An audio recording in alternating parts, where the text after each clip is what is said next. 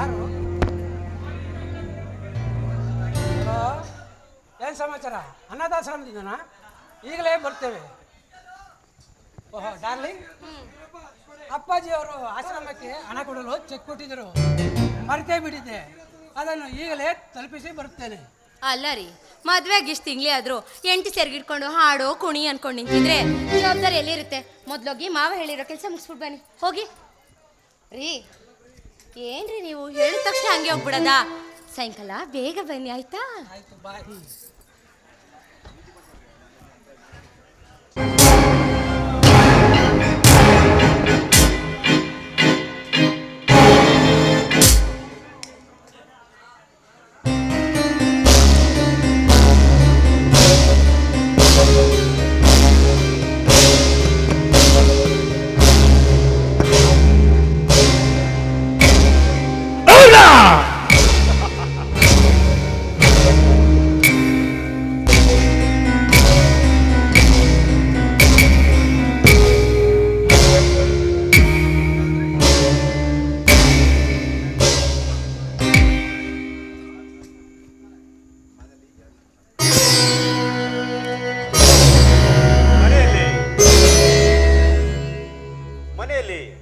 ಅಂತ ಕಾಣುತ್ತೆ. ಮನೆಯಲ್ಲಿ ನಾಗವೇಣಿ ಒಬ್ಳೇ ಇದ್ದಾಳೆ. ಇದೇ ನನಗೆ ಸರಿಯಾದ ಸಮಯ. ಈ ಸಮಯನ ನಾನು ಉಪಯೋಗಿಸ್ಕೊಳ್ಳೇಬೇಕು. ನಾಗು ನಾಗು ನಾಗು, ಏನಣ್ಣ ನೀನು? ಅಲ್ಲ, ಮದುವೆ ಮಾಡ್ಕೊಟ್ಮೇಲೆ ತಂಗಿ ಹೇಗಿದ್ದಾಳೆ ಅಂತ ನೋಡದೆ ಬಿಡುವೆ ಸಿಕ್ಕಿಲ್ವಾ? ಇವತ್ತು ನೋಡಕ್ ಬಂದಿದ್ಯಲ್ಲ, ಇವಾಗಾದ್ರೂ ತಂಗಿ ನೆನಪದ್ಲು ತಾನೇ ನಿಂಗೆ? ನಾಗು, ನಾನು ಸ್ವಲ್ಪ ತುಂಬಾ ಬಿಸಿ ಇದೆ ಕಣಮ್ಮ. ನೀನು ಚೆನ್ನಾಗಿದೆಯಾ ತಾನೆ? ಅಯ್ಯೋ, ನನಗೇನಣ್ಣ, ಈ ಮನೇಲಿ ತುಂಬಾ ಚೆನ್ನಾಗಿದೆ. ಅದ್ ಸರಿ, ನೀನ್ ಹೇಗಿದ್ಯಾ? ನಾನು ಚೆನ್ನಾಗಿದ್ದೀನಿ ಕಣಮ್ಮ. ನಿನ್ನ ನಗು ಸಂತೋಷ ನೋಡಿ ನನ್ನ ಮನಸ್ಸಿಗೆ ತುಂಬಾ ಸಂತೋಷವಾಯಿತು. ಅಯ್ಯೋ, ನಾನ್ ನೋಡು ದಡ್ಡಿ, ನೀನ್ ಅಪರೂಪಕ್ಕೆ ಬಂದಿರೋ ನಿಲ್ಸೆ ಮಾತಾಡ್ಸ್ತೀನಿ. ಕೂತಿರು, ಬಿಸಿ ಬಿಸಿ ಕಾಫಿ ತಂದ್ಬಿಡ್ತೀನಿ. ನಾಗು, ಕಾಫಿ ತಿಂಡಿಗಿಂತ ಒಂದು ಮುಖ್ಯವಾದ ವಿಚಾರ ಇದೆ ಕಣಮ್ಮ. ಅದನ್ನ ನಡೆಸ್ಕೊಡ್ತೀಯ ಅಂತ ಕೇಳಕ್ ಬಂದಿದ್ದೇನೆ. ಏನಣ್ಣ ಈಗ ಕೇಳ್ತ್ಯಾ? ಅಣ್ಣನ ಒಂದೇ ಒಂದು ಮಾತು ನಡ್ಸ್ಕೊಡಕ್ಕಾಗ್ದಿರೋ ಏಡಿ ತಂಗಿ ಅನ್ಕೊಂಡಿದ್ಯಾ? ಅದೇನಂತ ಕೇಳು, ಪಟ್ ಅಂತ ನೀನ್ ತಂಗಿ ನಡ್ಸ್ಕೊಟ್ಬಿಡ್ತಾಳೆ.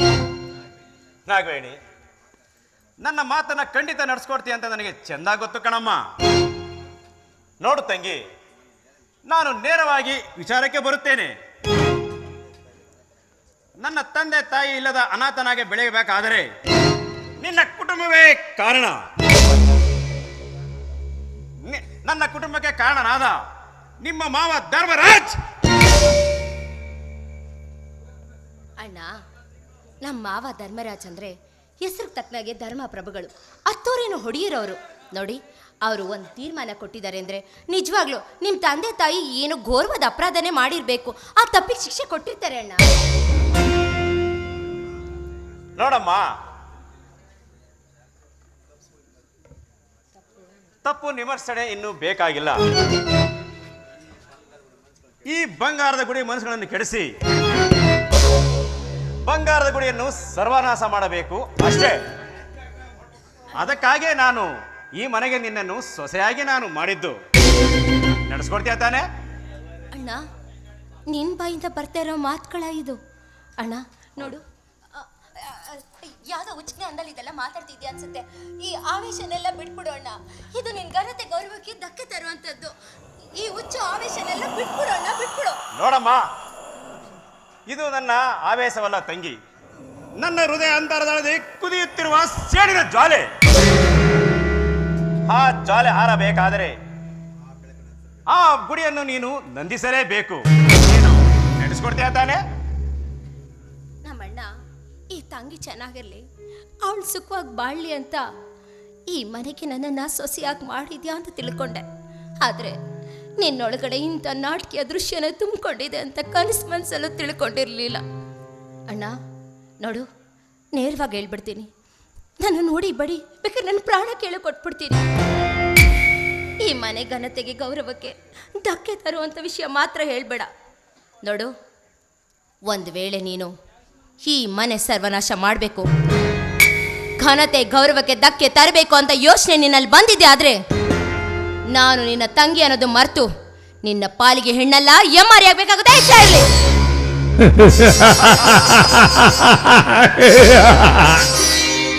ಸಬಾಸ್ ತಂಗಿ ಸಬಾಸ್.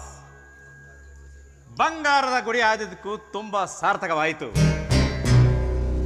ಈ ನಿನ್ನ ಅಣ್ಣನ ಪ್ರೀತಿಗಿಂತ ಈ ನಿನ್ನ ಗುಡಿಯ ಕೀರ್ತಿಯೇ ನಿನಗೆ ಹೆಚ್ಚಾಯಿತೆ.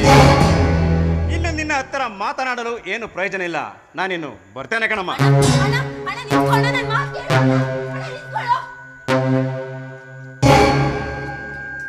ಅಯ್ಯೋ ಭಗವಂತ, ನನ್ನ ಪಾಲಿಗೆ ನಮ್ಮ ಅಣ್ಣನೇ ಶತ್ರು ಆಗ್ಬಿಟ್ನ. ಈ ಬಂಗಾರದ ಗುಡಿ ಯಾವಾಗಲೂ ಚೆನ್ನಾಗಿರ್ಬೇಕು. ನಮ್ಮ ಅಣ್ಣನಂತ ದುಷ್ಟ ಕಣ್ಣು ಈ ಗುಡಿ ಮೇಲೆ ಬಿದ್ದಿದೆ ಅಂದ್ರೆ ಏನಾಗುತ್ತೋ ಗೊತ್ತಿಲ್ಲ. ದೇವ್ರೆ, ಇದನ್ನ ಹೇಗಾದ್ರೂ ಮಾಡಿ ಕಾಪಾಡೋ ಶಕ್ತಿ ನೀನು ಕೊಡ್ಬೇಕು. ನೀನೇ ನನ್ನನ್ನು ಕಾಪಾಡಬೇಕು ತಂದೆ, ಕಾಪಾಡಬೇಕು.